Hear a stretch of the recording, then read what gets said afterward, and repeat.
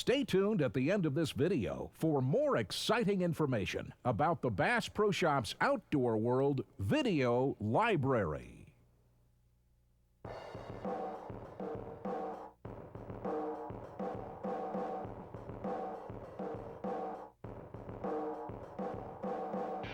Among bass fishermen, the name Kevin Vandam is synonymous with high-speed power angling, hitting targets quickly with fast-moving baits, putting them in front of as many bass as possible, and scoring big when others come up short. Anglers watched in amazement during the 2001 Bassmasters Classic when Kevin was able to establish limits each day of the tournament, catching inactive bass with his supercharged style on jigs and soft plastics few people realized could be fished quickly and efficiently. Once known as the Kid from Kalamazoo, in this video, the man from Michigan gives us his insight on how he fishes bass fast with traditionally slow-moving techniques and presentations. So sit back, but don't relax, because when the 2001 Classic champion is pitching to heavy hitters, the action can be phenomenal. You know, today we're fishing typical pitching and flipping water, real shallow, dirty, isolated cover and grass and things like that. But it's a technique that you can use for a lot of other things. You know, I'll pitch and flip sometimes in 30 or 40 foot of water. It's a great technique to get pinpoint positioning on real irregular deep structure. You know, if you're following a creek channel, all the little turns and things like that, you might miss them with a cast. But if you're watching your electronics and just pitching, you know, 15, 20 foot out of the boat, letting it sink down to the bottom, you're right there on the key spot. So you can use this technique for a lot more than just the traditional shallow cover. We catch a lot of them flipping real deep grass and you know, all types of cover, you know, bridge pilings. You can do a lot of different things with this technique.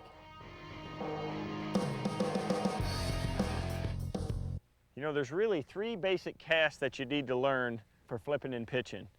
And each one of them serve a different purpose, but they're very important. Each one of them is deadly effective when you get into the right situation. When you want to flip is when you're in really heavy cover and real thick stuff and you really need to get pinpoint presentation, and this is when you're going to be the closest to the fish. I'm going to use my 7.5 foot flipping stick, and I'm basically going to work with as much line as I have hanging to my reel. And from there, you can pull out a handful, and that's all the farther that you're going to fish. And you know, you can use a reel with a flipping feature or one without for doing this, but I'm pretty much going to be just working with this line, and I just run my hand back and forth, and I just swing it out there, and you can just set it into the cover just with the quietest presentation. And this is when you can be really deadly, but you got to be real quiet in the boat. And you know, this is going to work best when it's really gnarly stuff. This is where you use the biggest line and the stiffest rod. I'm just going to get it in there and just really just work it back and forth. You have about a 15-foot range with this technique, and this is just the basic flipping technique. Now the next cast that I use is kind of the short range or the mid-range pitch. And you can either use your 7.5 foot rod or your 7-footer for it. I kind of let the cover determine which rod I'm going to pick up. If it's kind of lighter, sparser, thinner cover, I'll use my lighter rod, my 7-foot rod with that real soft tip on it. It just gives me a little bit better lure control than the big 7.5 foot heavy action flipping stick. But you can do it with both rods. And in this, I'm really looking at about the 30-foot range as being the kind of the optimum distance. It's really good when the water's just stained and you're in real shallow areas where you can't get too close to the fish to spook them. And the best way that I like to do it is I start with the lure in my hand. It gives me a lot of good control to get the lure pointed in the right direction. And basically all I'm going to do is let go of the lure and lift the rod tip as the bait swings out there, just like a pendulum. And the key to this cast is keeping tension on the line through the whole cast. So I'm just going to drop the bait and then just lift the rod tip. And right before it hits the water, I put my thumb solidly and stop the spool and set the bait in real quietly. That's how you get the pinpoint quiet presentation. I'll start it like this, lift the rod tip, and stop it right before it gets to the target. I can keep it real low that way, and if I add a little power to it by lifting the rod tip a little harder, you can even slide it or skip it back in underneath targets. And this is really good to about 30 feet. And this is probably the most effective and most used casting technique for pitching right here. Deadly technique.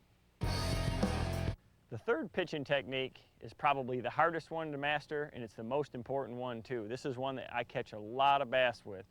It's my long range technique. This is the one you want to use when the water's clear, when it's extremely shallow, when the fish are spooky. It'll get a bait into really hard to reach places. I like to throw it under pontoon boats, underneath docks and things. You can slide it underneath willow trees this way. I can skip the bait right along the water real well. Lure selection is real critical when you're using this type of presentation. You know, something like a jig with a little bit bigger trailer tends to skip and slide better than a plastic worm. Tubes can be very good. If you're going to use a Texas rig plastic bait, it's very important with this to have the sinker pegged or to use a screw-in type sinker. I'm going to use a similar cast to the pitch, except I'm going to use the full length of the rod. The same thing applies. I want to keep tension on the lure all the way to the target. And what I like to do is just kind of loop the bait around or send it sideways, and it's kind of a sidearm cast. The same motion though, I'm going to keep that rod tip so where it finishes in the 10 or 11 o'clock position, so I can allow the bait to sink on a slack line. And once it gets in there, you want to watch it real closely. I want to lift the rod tip up, stop the spool, and set it in there real gently. I think when it skips like that into a target like that, the bass aren't necessarily spooked by it. And a lot of times in clear water situations, I think it excites them. As that bait comes sliding back in there. It's really not making a lot of noise, and it's a presentation that you can really get a long ways from the fish and get it into places where other anglers don't get any type of lure. These bass generally don't ever see a lure. Boy, another cast that is just really a variation of the pitch that I'll use a lot of times, especially if I'm in standing timber or in a real tight place where there's, say, a lot of bushes or thick willow trees, and I just can't get a sidearm cast to go in there, is I'll just do what I call the little round and round or around the world type pitch. And I'll just take the bait and loop it all the way around towards me and then send it out there real low to the water. And that allows me to get it into some real hard to reach places. Like I say, usually around timber and things like that, around docks or heavy willow trees. It's just another variation of the pitch that helps me get my bait into places where a bass might be when a standard cast won't work. One of the things about this technique is it's really important to have your reel set. And this is where you don't want to skimp when you're buying a reel for your pitching and flipping rod, because spending that extra money will get you a better, smoother reel that's going to make it easier to cast with. But basically, you want to take the weight of your bait and turn your magnets or your brake to off or the free position and set your spool tension first. And what I like to do is just put the bait out there, and I want it so it drops pretty free. I mean, it's going to fall real fast, and that way I can just turn the brake back on, and that'll slow that bait down, slow the bait down towards the end of the cast. All the brake or your magnets do is they control the backlash as the lure starts to slow down from wind drag or from skipping across the water towards the end of the cast. So you want those a little tighter and your spool tension a little bit looser, because you have to have it fairly free to get any distance by pitching. And it takes a little practice. The number one thing is to have a nice smooth motion with your arm. If you have a nice smooth fluid motion as you send the bait out there, it's basically a pendulum type swing. I just want to lift the rod tip to generate some force to get that lure to travel out there, and it's just a matter of keeping that lure low to the water, and then putting your thumb on the spool and stopping it right before the target, and just kind of lifting the rod tip, and it sets it in the water without hardly a ripple.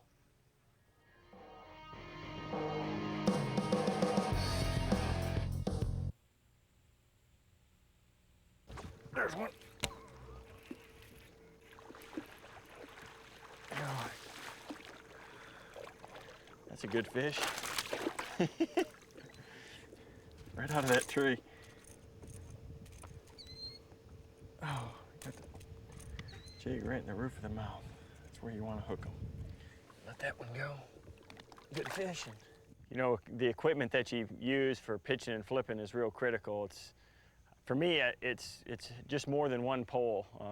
I have to have several different rods, and the action makes a big difference because, again, with this technique, it's all about the presentation and, having the correct type of rod, correct action rod, and line size and everything like that. Even line type makes a big difference.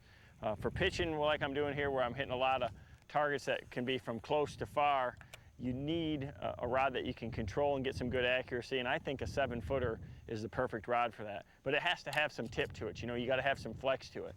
The tip helps you give the lure a nice soft presentation, and also when you go to pick up on it and check and see if there's a fish there, it has some spring to it, so the fish isn't feeling you pulling against him. So that soft tipped rod is really critical. You know, if I'm going to get into a real heavy cover situation where there's, you know, a chance for a really big bass, then I need to go to, you know, even a heavier rod and heavier line. I pretty much fish with 20-pound as a starting point for pitching and flipping, and I go up from there. You know, if you're down at Sam Rayburn in Texas and flipping bushes, you might catch a 10-pounder, and you know, that's a good place to throw 30-pound test. Now, myself, I've really come to use a lot of fluorocarbon for pitching and flipping the last couple of years. The thing about fluorocarbon is if you're in clear water, it's pretty invisible to the fish, so you can get away with the larger diameter. It's really low in stretch, and it's super high in abrasion resistance, which is very important because you're always throwing around a lot of this, you know, real gnarly stuff, rocks and trees and laydowns and things like that.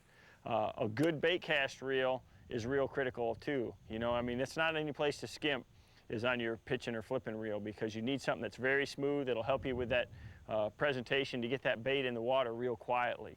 If you you know, spend a little bit more on your rod and your reel and get a really good action, it needs to have that fast tapering tip, or what I call a real fast action. You know, it's important to have something that feels good in your hand too, and a lot of the rods out there have got butts that are just really long and kind of get in your way. You need something that's pretty maneuverable, and you know, you need something that's comfortable. You know, these low profile reels, I've got smaller hands, they fit me really well.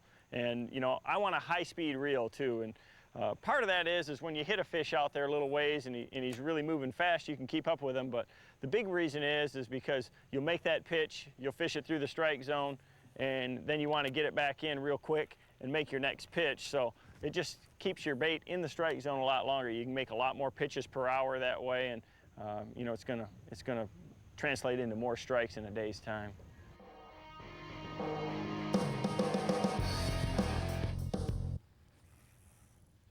Ought to be a fish right on that wall. Yep, there's one. Not a very big one, but good solid fish anyways. One thing I really like to do when I'm pitching it, especially sparse cover like this, is I like to keep a good distance away from it. Let him go. And that's where your casting accuracy and practice in your presentation really pays off. Definitely the most important thing about flipping and pitching is the presentation. You know, it's a lot more important than the lure, and you know, it really goes into boat control and positioning and everything. But if you can stay a little bit farther back and still make a good, accurate cast with a real soft presentation, you're going to catch a lot more fish, especially you have the opportunity to catch 2 or 3 fish off of one target. There he is. He was right in the back corner. Another good solid keeper. You know, it seems like when it's real tough that tube is hard to beat.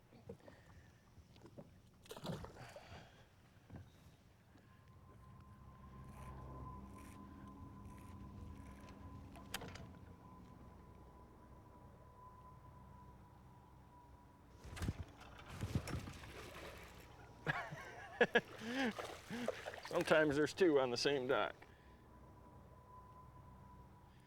Sometimes there's a couple of them where they're, and I mean, that fluorocarbon right there, that's that Bass Pro XPS fluorocarbon. I just love it for pitching. I was right over the top of that steel of that boat lift right there. Just let that guy go.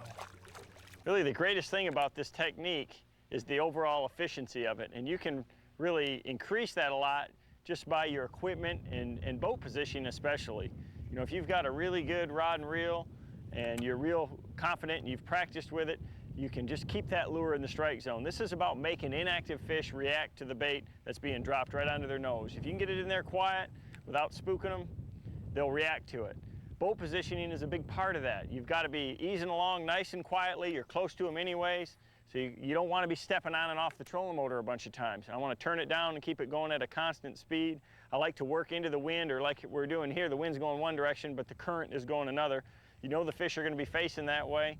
So just try to think what the total efficiency of the spot, the presentation, everything. I'm going to choose my lures to be the most efficient. You know, a plastic worm falls down through the grass better than, say, a jig does. So a lot of times I'm going to use a worm for that situation.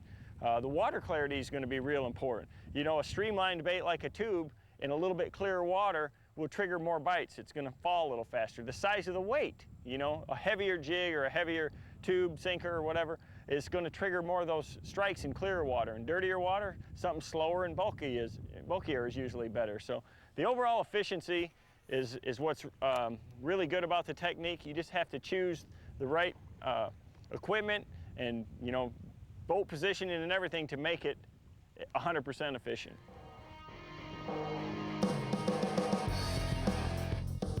You know, one of the things that I like to do when I approach a really obvious, good-looking spot like this, I mean, we've got a whole bunch of logs washed into a little corner here on the main river, and it's just a spot that has bass written all over it. I like to just work myself from the outside in. You know, I'll stand back just a little bit and kind of pitch to the fringes, and then as I get that kind of worked all the way through, I'm going to go right up in there and get in there really tight. And, you know, try to hit all the little nooks and crannies and the little forks and the little shady spots, and just try to cover every inch of it. But that way, if there's 4 or 5 fish, because a spot like this should hold more than one bass, you know, I've got a lot better chance of catching the other ones without, you know, spooking them if I work my way in. Your lure positioning is real critical, your presentation. You know, each pitch that I make, I want that bait to fall vertically right on the spot. And you know, I try to have my rod in position probably, you know, up at 10 or 11 o'clock so I can let it fall with an you know, complete slack line, and I'm going to watch that line on that initial fall. And that's when you're going to get most of your bites.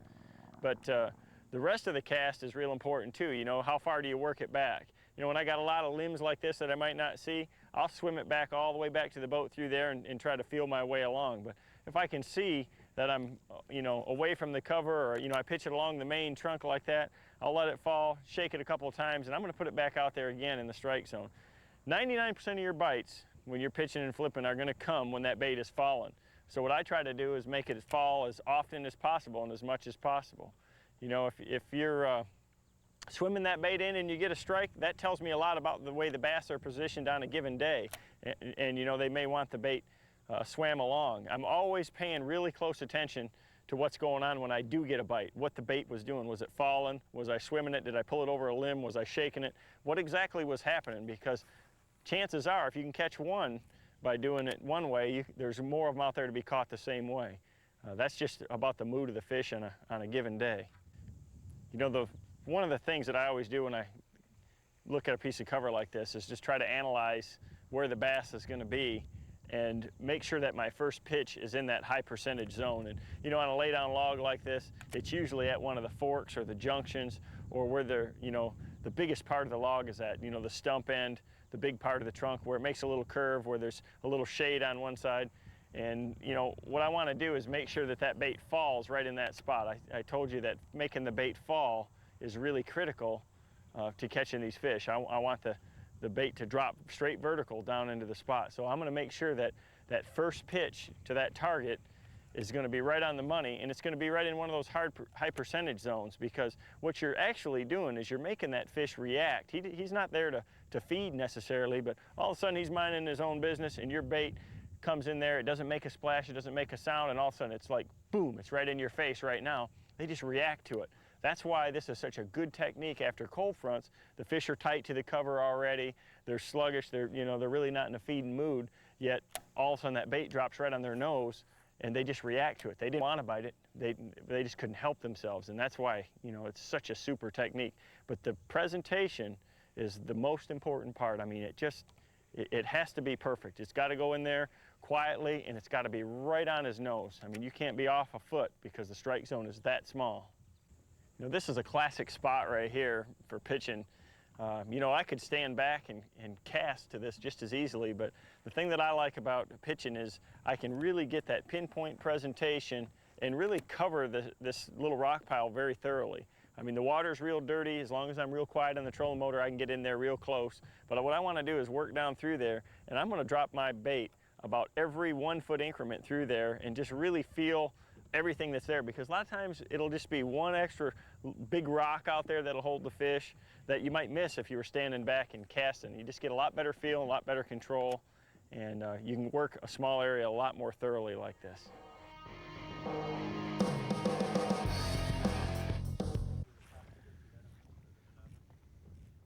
There's one. Oh, God. Oh, man. That's a good one right there. One of the things that I like to do is look for real isolated targets like that. And there's a long, shallow bank here along this marsh with one log laying along it. Good fish. Let him go. There's a real shallow marsh bank right here, and there's one log laying there. You can see the stump there, and you know, it's just a perfect scenario. I'm gonna pull up, and he kind of got me in that log. I'm gonna have to retie, but I'm gonna pull up and start pitching to something like that. And when you can't tell where the limbs and stuff are, it's gonna take a few casts. You need to work through it and feel your way around. And what I try to do is get the bait to crawl down every limb. And with a jig like this that's got a good rattle, you know, I'll get it against that limb and just kind of shake it there and get that rattle to work. And that bass right there, it was about my 10th or 15th pitch to that same log. And I just got it up against the limb and I shook it and got that rattle to work. And you know, he just took it right off the limb away from me. Well, I'm going down it perfect too. I can feel the jig just dragging right on the side of it. That's what you want to do on these underwater logs like that, is just kind of feel your way down there and try to feel where there's limbs and stuff coming over there, and just I really like a jig for doing it, because you can really get that rattle. That jig will kind of hang against the edge of the tree, and you can just shake that rattle, and that'll get a lot of fish to bite a lot of times. There's a good limb right there. Just sit there and shake it. Pull it along. Get a real good feel of it that way. There it is. Good fish.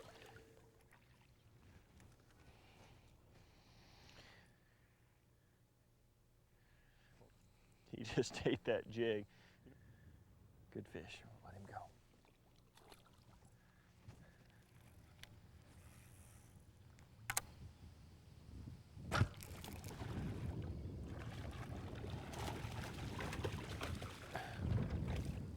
Chunk.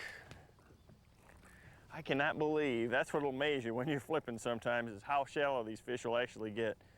You get a good dirty water situation like this, they hardly even have their backs covered sometimes. That's a good chunky bass, good flipping fish. Let that guy go back to get up there to his log. You know, one of the things when you're flipping and pitching that's real critical is to have a good pair of polarized sunglasses, because I'm just kind of going down this bank and I can see a few old pilings and stuff up there, but I just saw the outline, the shadow of a log laying there, and it's this deep. You know, but the water's dirty and those bass will get real shallow. So when I'm flipping, I'm always looking for anything irregular or any extra objects out there. You know, a rock, a stump, just anything laying in the water. You know, a lot of times there may be a piece of trash there that'll hold a fish, and that's all it takes to get a bite.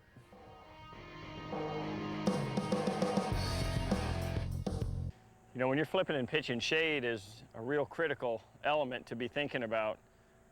Usually, the bass are going to be on the shady side of an object, but sometimes current or the time of the year can make a difference. What I always want to do is I'll experiment. I'll throw to the sunny side and shady side of an object and see where I get bit. If you get bit on the sunny side, it's a good time to continue to do that. I've seen that especially early in the spring when the bass first come up into bushes and things like that, where they'll just get right there and sit on the sunny side. But typically, the best flipping days are days like this. I mean, there's not a cloud in the sky. The bright sunshine will put them a lot tighter to the cover. And if you got a shoreline that has a little bit of shady overhangs and things like that, you still might find some aggressive fish. But my first pitch is normally always to the shady side of an object. You know, one thing that I always look for is anything that'll provide some shade cover. There's just a little clump of flat pads right there, and that's just a primo spot. But if if there's any kind of blown in grass or, you know, a dock or anything that provides any kind of shade, you know, especially if the wind is kind of pushing into an area like that, it can be really dynamite. Bass, you know, they like to get underneath there just so they can sit on the edge and ambush the bluegills or anything that comes by. So always be kind of watching out for anything, whether it's, you know, a trash pile blown in on a river system, you know, sawdust from a flood, or blown in vegetation, lily pads, water hyacinths, things like that are all good things to flip.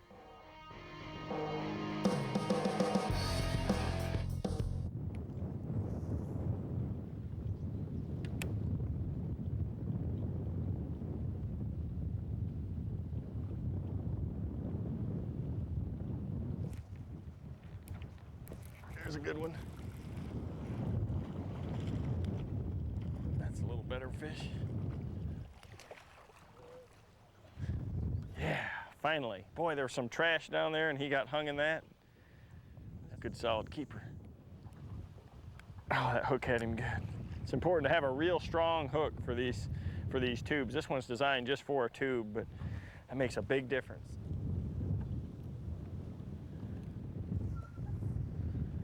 A lot of people don't like to fish in areas where the wind's blowing in there real hard, but I've found that it can be dynamite. And you know, when you get in close like this, it just makes it a lot easier to get your bait where it needs to be, and that's real tight to the cover. So the other good thing about it is the wind will kind of cover a little bit of noise that you may make, and allows you to even get closer yet. So you can afford to be a little sloppier when it's real windy like this and you're in your presentation, and it is harder to get it back into some of those areas, but it's well worth it.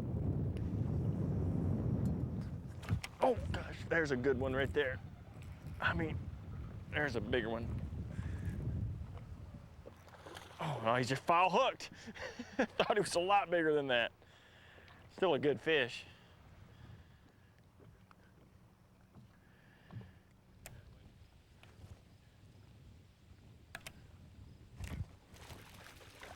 Yes. You know, when the wind's blowing like this, you can get real tight. You can get a lot tighter to the cover, and you know, on a wall like this that has a lot of different ins and outs to it. You know, that's what you need to get a good pinpoint presentation.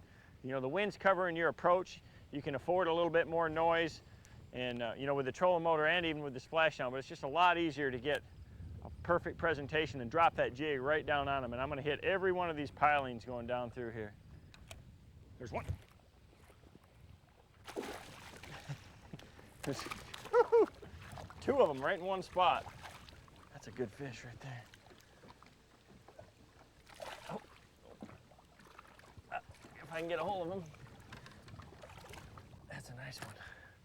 You know, with the wind blowing in there, a lot of times, a lot of people think when you're flipping that you need it real calm, but you know, the wind kind of activates the bass a little bit. The bait fish will be in there, you know, crawdads are kind of getting knocked out of those walls and stuff like that, and they're going to be more active, and those bass are going to be a lot more aggressive. So go back there and get back up by that wall.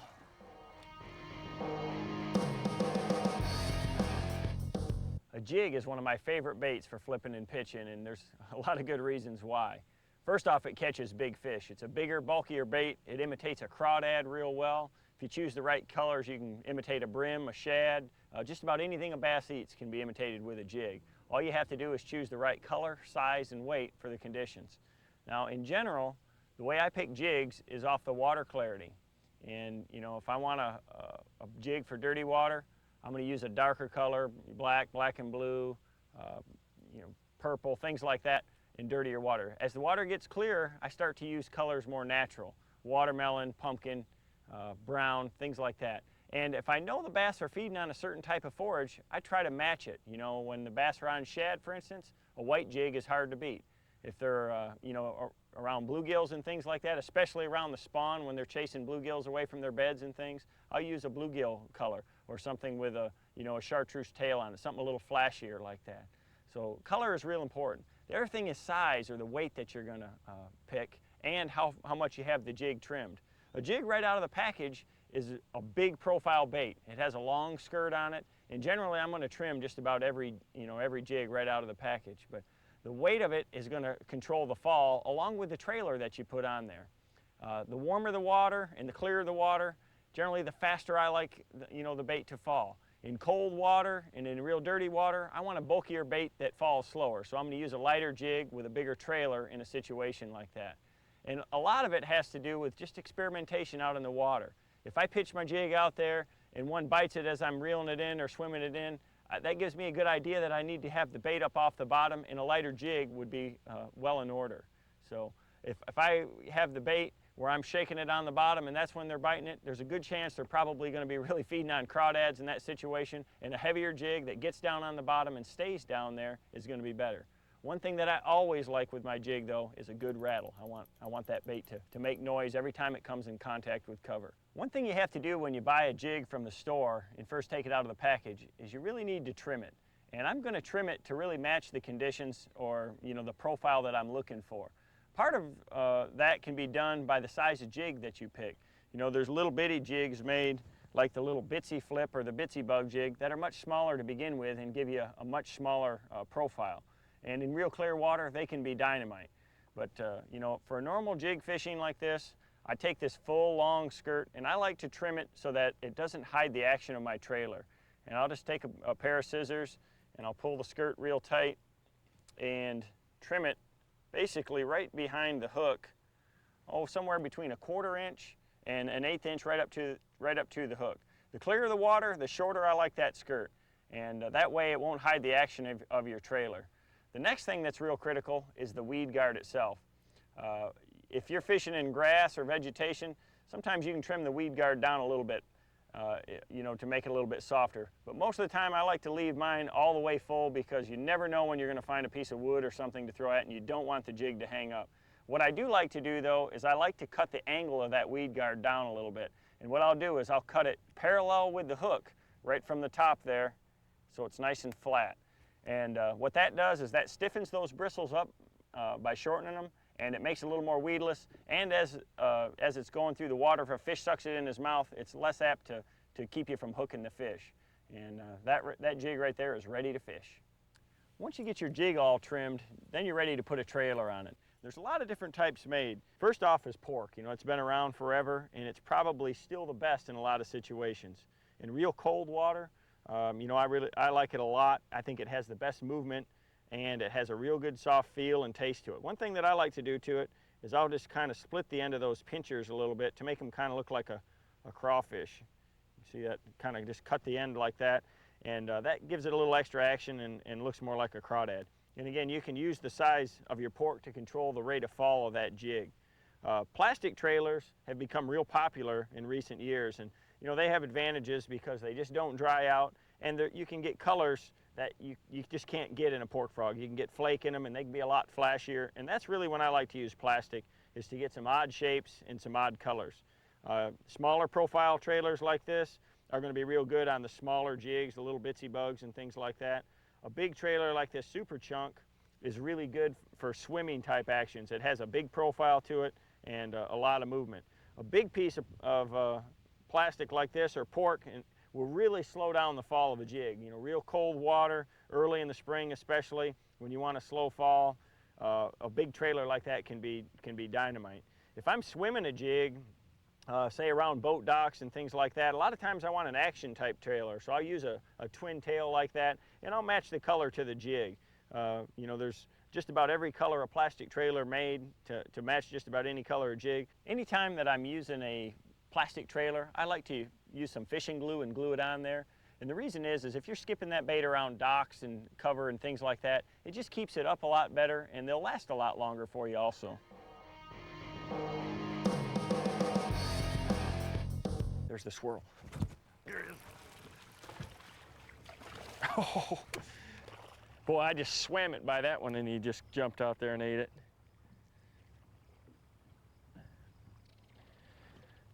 Every day it's an experimentation, in these fronts and things like that. You'd think the fish would be unaggressive, and that one there, I kind of made a pitch all the way to the back corner and just swam it to the front, and he took it off the top like a spinnerbait. A tube is very good for fishing a little faster, and that's one of the reasons why I like it, is because you can, not only can you fish it real slow and it's real effective, because those tails, the tentacle tails will just kind of move even with the slightest twitches, but you can also hop it and move it pretty quickly. And why a tube is so effective, or I think it is because it's very erratic. When you hop it and twitch it a little bit, it darts, you know, real erratically. It never goes the same direction twice. It's not like a worm with a swimming tail where it just kind of does the same thing every time you pull it. A tube, you never know where it's going to go, and that's probably why it's one of my favorite baits. For pitching and flipping, without a doubt, a jig and a tube bait are the two things that I use the most. I love to use a jig for flipping and pitching, but there's a lot of times when you need to use some type of plastic bait. And there's a lot of different ones made, and all of them can be good for pitching and flipping. My favorites, though, are the more compact type of baits. A tube and a jig are without a doubt the baits I use the most, you know, when I'm out fishing. Other baits like these creature baits, they can be really good too. The best flipping baits to me are baits that are compact and a little bit bulky and have some type of action to them, whether it's cut tails like a tube or a little curl tail or twin tail on the back of them that are going to create some movement and push a little bit of water as the bait is going through the cover. Tubes are a dynamite bait for flipping and pitching because they have several qualities that really trigger the bass. First off, the tentacle type tails really have a lot of extra action, but the tube itself never really falls the same way twice. It's real erratic. It'll fall to the left, to the right, and that triggers those bass. They can't help but to bite it. It traps some air also, and the Denny Brauer flipping tube, like I like here, has a solid 1/4 inch head so that it's exceptional for Texas rigging. Now, creature type baits are another thing that I like to use a lot for flipping and pitching. A bulkier bait like this that's shorter, falls through the cover, it's easier to get in and out of bushes, to fall through grass, lily pads and stuff like that than say a long-tailed worm. And with these extra appendages, like this wild thing has extra wings and legs, it creates a big profile in the water and really helps the fish find it. This tube lizard, which is very unique too, it's not very long. It's hollow bodied, so it'll trap some air. It still has the tube type tail to it, and it has a good solid head for Texas rigging. The tube craw is along the same lines of a tube. It's very erratic in its fall, yet it has the extra pinchers on there to give it the realism of a crawdad. All these baits are going to fish exceptionally well in tight places, and they'll fall through thick cover a lot easier than, say, a lot of the bigger, bulkier plastics. Because they're hollow, they won't ball up on your hook, and my strike to land ratio is a lot better with these type of baits. For fishing these tube type baits, there's several different ways that you can rig them. I use a Texas rig a lot of times, and it's really important to use the right type of hook and a super strong, sharp one. This Mustad big mouth tube bait hook is the hook of my choice. It's really strong, it's got a big wide gap to it, and you need that for these hollow bodied baits. I'm going to Texas rig it and be sure that I get it very straight. If it's not straight, I'm not going to get that real erratic action out of it. These type of weights that I'm going to use is going to make a big difference too. These tungsten type weights are smaller for the same weight, and they are real hard, so they create more noise if you're fishing it around hard objects like rocks and wood. And that, I think, is a good thing. When it's bouncing around there, it'll make a lot of noise down there, a lot like a crawdad would.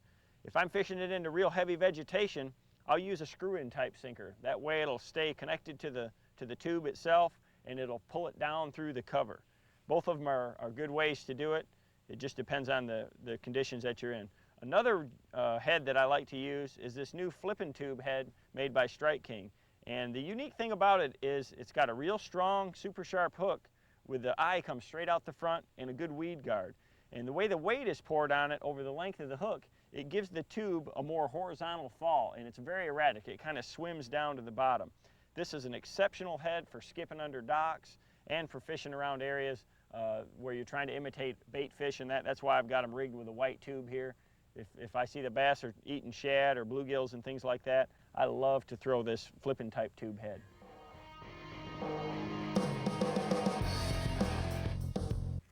You always have to watch that line on that fall. I mean, it's what I'm doing every time. I make that pitch and I have that rod in position to where I can drop the rod tip to let that bait fall down, and you know, it'll fall 6, 8, 10 feet. And I got a pretty good idea as I'm going down a bank how deep it is. So if it stops before it should hit the bottom, say if I'm flipping in 3 foot of water and it stops 1.5 feet down, that's when I want to set the hook. If I see a twitch in the line, that's when I want to set the hook. If I don't see anything, I want to lift up on it, and you just want to check the weight of that lure. If it feels any different than what it does, just being out there in the water, it feels any different at all, a little lighter, a little heavier, anything like that. See if it's moving at all, then you want to set the hook again. But you want to pick up on it real softly, and that's why the real springy tip and the fast action tip really helps you. That way the fish won't feel you, and you can feel him. And when I set the hook, I like to just drop the rod tip, drop a little bit of slack in it, and then just really drill it home. And you know, get to crank right away and pull that fish right out of the cover. When you're fishing in real heavy stuff, it's really important to disorient that fish, to hit him real hard and get him coming your way, get his head on the surface, get him disoriented, and get him to the boat.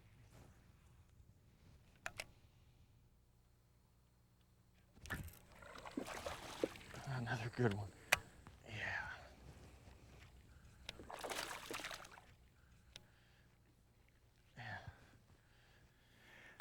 He's a good solid keeper. He was, you know, right where he should be.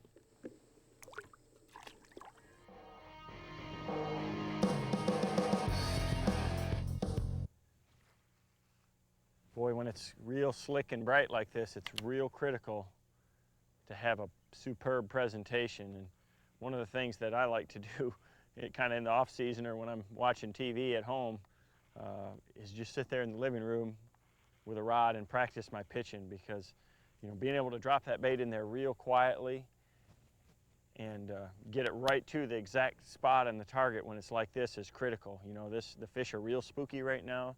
A lot of times they're suspended in the cover up a little higher, so they won't tolerate any splashdown, and it's real important to drop it right on their nose. So you want to just really be good. When it's like this, it's tough. You know, if you got wind and current and things like that, that helps kind of cover a little bit of the splash up and you know, maybe some of the boat noise. So when it's like this though, you can't make any mistakes.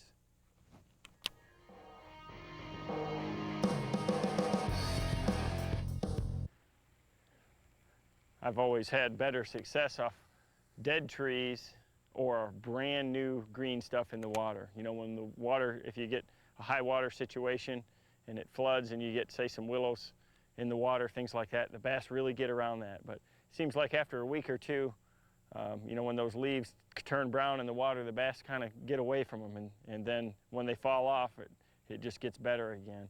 I'm sure it has something to do with the pH, but bottom line for me is if I see a good looking tree laying in the water, I'm gonna fish it.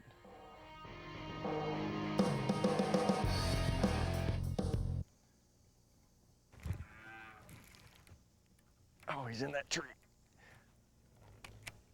Oh. I don't know if he's still on there or not. There's a good Christmas tree there, and I dropped it right down into the thick of it. I think he's still on there. Yep. Just keep that line tight and you never know. He's a good solid keeper. He was, you know, right where he should be on that Christmas tree like that. I mean, somebody obviously planted in there and it came off the bottom and floated in there. But you know, one of the things you always got to keep in mind when you're going into an area that has a lot of cover, I mean, isolated cover like that, that's where the bass should be. But if you go down a bank and there's just 20 or 30 laydowns in a row, how do you know which ones to choose? You know, and you know, I don't always neither. But one thing that's real critical is to be watching that sonar. A lot of people think when they're flipping, you know, shallow cover, they don't need a depth finder. Well, I'm always going to be watching that depth finder, and I'm looking for a couple of things. I'm looking for bait fish activity, I'm looking for hard bottom, and I'm looking for a depth change. You know, if there's a bank with 20 laydowns, there might be a little stretch that's a little bit deeper, or maybe a little shallower. And you know, the first time is an experiment. If you can find them, you know, where they're keying on a little bit deeper water, or they're keying on that little shallower water, then you know what to look for as you go around to other places in the lake. But it's so important to be always keeping an eye on that depth finder when you're fishing shallow water. It's just as important as deep structure.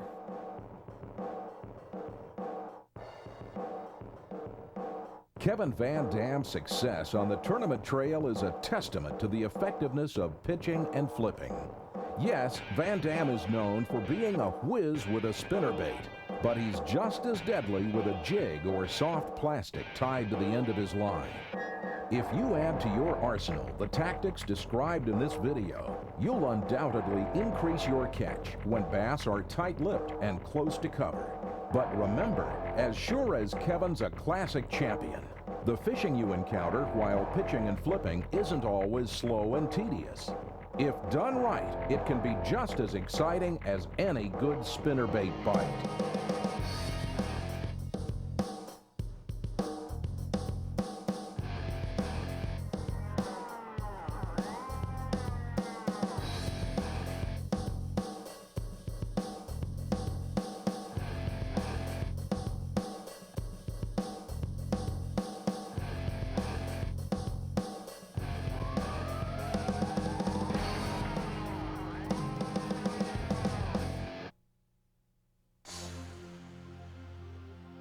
There he is. Oh man, look at this fish. In the tradition of exclusive Bass Pro Shops video production excellence, we bring you the brightest stars in fishing, hunting, and outdoor adventure. Little tiny hook, great big fish. Look at that. The Bass Pro Shops Outdoor World Video Library is your key to enjoyment and success outdoors, whether your sport is fishing, deer, or turkey hunting. Some people might want to watch a video that's just all catching bass, but to me, that's not helping you. That's not going to help you go out there and catch bass. Whereas these Bass Pro videos, they specifically go step by step, instructional, tell you what and how and what to look for. The Bass Pro Shops video production team employs the latest professional technology to make your home viewing experience exciting, informative, and filled with the kind of action and detailed information that will guide you to a higher level of We're here on performance. Polita Bend Lake. It's early February, and the bass are really just on a pre-spawn movement. The more you watch, the more you learn. The more you learn, the greater your self-confidence in mastering never-before-seen techniques and tips. That's a nicer fish. They're going to tell you their secrets. They win tournaments because they find the fish and figure out a better way to catch the bigger fish. You're hunting with the top pros in the field, Bob Folkrod, Jerry Martin, Larry Weissoon with black powder. He's one of the top pros in the black powder industry. Nationally known and respected experts share their vast knowledge and secrets. Their goal and our goal is to do everything we can to help you learn through an upbeat, thoroughly enjoyable teaching adventure. This, no doubt, is what separates the Bass Pro Shops Outdoor World Video Library from the rest of the video crowd. Learn from the best, pros with a winning edge, who have proven themselves year after year. That's a good fish now. That's a good fish. Through trial and error, they have reached the pinnacle of success and are now willing to share that knowledge with you. In real clear water like we have here, the only way you can catch those bass is to really downsize your presentation and really go to finesse. Exclusive Bass Pro Shops award-winning videos are the most informative and entertaining products on the market today. Watch and listen.